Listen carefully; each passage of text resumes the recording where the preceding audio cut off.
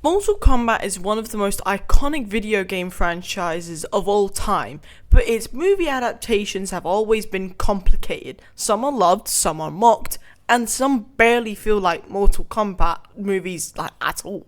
Hello everyone and welcome back to AustinPlus Commentary, where today we are answering a very important question as we have got a Mortal Kombat movie on the horizon, and it is which Mortal Kombat movies are the best? The new reboot ones with released in 2021 with the second film releasing this May, or the old films of Mortal Kombat and Mortal Kombat Annihilation. So without further ado, let's just get into it. So I think the biggest problem with both of these films, now both of them have a very big problem, and it's the big challenge of adapting the whole story of Mortal Kombat. Mortal Kombat is built on fast-paced combat, exaggerated characters, and lore that constantly changes and expands. Translating that into a movie can never be easy. It will never be an easy task. But filmmakers have to balance fan service with accessibility, spectacle with story, and violence with mainstream appeal. But every Mortal Kombat movie struggles with this balance, but some come much closer than others. So if we're talking about the first load of Mortal Kombat movies released in the 1990s, more specifically 1995, the Mortal Kombat film remains the most beloved entry in the franchise. Quality? Absolute crap. However, it is a cult classic. There is no denying that. It embraces the tournament structure, introduces the iconic characters effectively, and most importantly, it understands the tone of the games. It definitely does reflect that. What it lacks in quality does really complement the authenticity of it. It's cheesy, yes, colourful, and insincere in its love for the games and the source material. While it lacks the extreme violence fans associate with the games today, it does make up for the strong pacing, memorable music, and the sense of fun that it still holds up. Because the reason I made this video is I planned to do it in October when this film was supposed to come out. However, Mortal Kombat, the original movie, which is when I actually watched it for the first time, it might have been actually on the plane back from, so I would definitely watch it on the plane. However, Mortal Kombat was a very hard movie to look into, and when I finally watched it and I actually appreciated the source material, I was borderline sleep deprived, so it was good. And now looking back at it, it's not the greatest, it's definitely not, but the way it affected and entered Mortal Kombat into the entertainment industry in terms of movies and shows, it did exactly what it was supposed to do. However, about a month later, I finally watched Mortal Kombat Annihilation. What the hell happened? Annihilation is often considered one of the worst video game movies ever made, and I concur. It is horrible, absolutely shite. It abandons the tournament structure completely and rushes the lore, recasts major characters, and overwhelms viewers with exposition and just really poor effects. Now, poor effects I can understand because of the timing, and it wasn't too fussed about that, but with everything else it just became like toppling over a tree. Instead of building on what had worked in the past, it tried to escalate everything all at once, resulting in a chaotic, incoherent mess.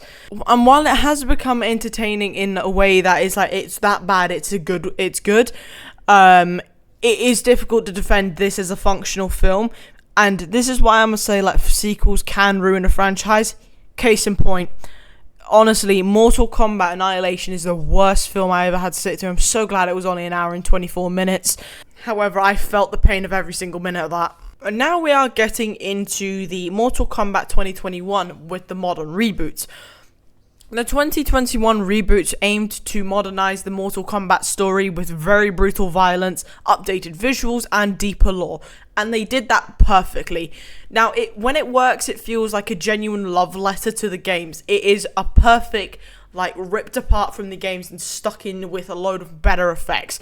But especially in the fight choreography and fatalities, it is literally it is textbook Mortal Kombat. However, the film does struggle with the structure. It does lack in that. So, I would still say that the Mortal Kombat new ones are better. They're better. There's no doubt about it. The first one's good.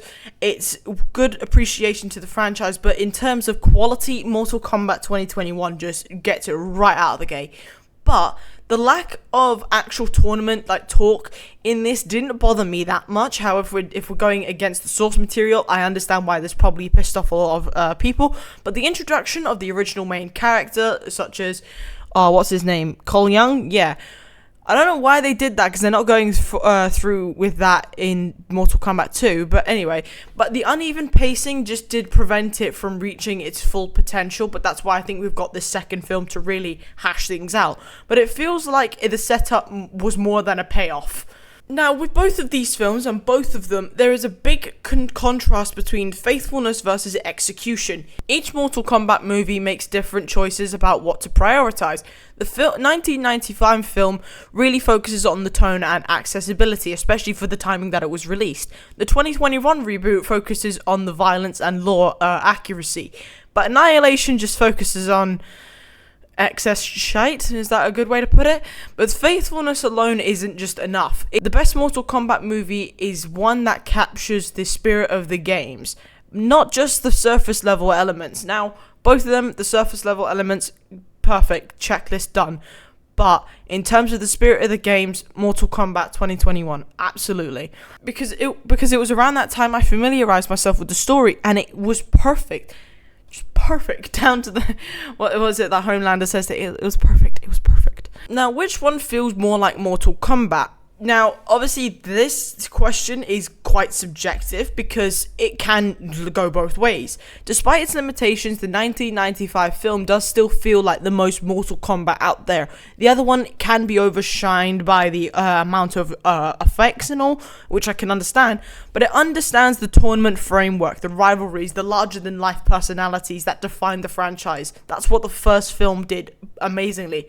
The 2021 film does come close in these moments, but its structural issues do hold it back compared to the first one. With stronger writing and proper tournament, it could definitely surpass the original, but I think they're going to do that more in the second film. I do think the second film was going to well structure this whole thing out in this film. So, which of the Mortal Kombat movies are the best? Now, if we're ranking purely off enjoyment, tone, and legacy, Mortal Kombat 1 still takes the first, top spot. But the 2021 reboot earns second place for the ambition and brutality, while Annihilation, we can just take that off the board entirely. In my opinion, knowing what's going to happen in Mortal Kombat 2, I know it's not released yet. If it had been, definitely that, because I know what's going to happen. If we're basing off the proper source material here. But Mortal Kombat 95 is still good. It is still very good. I still recommend you go and give it a watch, but give both of them a watch. I would still have to lean towards the 2021 personally. Now, none of them are perfect. I've made that very clear, but each reflects a different era of how Hollywood has tried to crack the Mortal Kombat formula.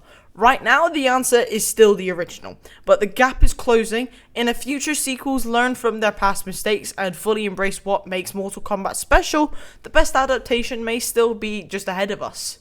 But without further ado, folks, that is the end of today's video. I do hope you all enjoyed it, and if you did, please leave a like and subscribe and comment what you would like to see on the channel. But without further ado, hope you have an amazing day as always, and I'll see you all in the next one, folks. Bye! Yeah.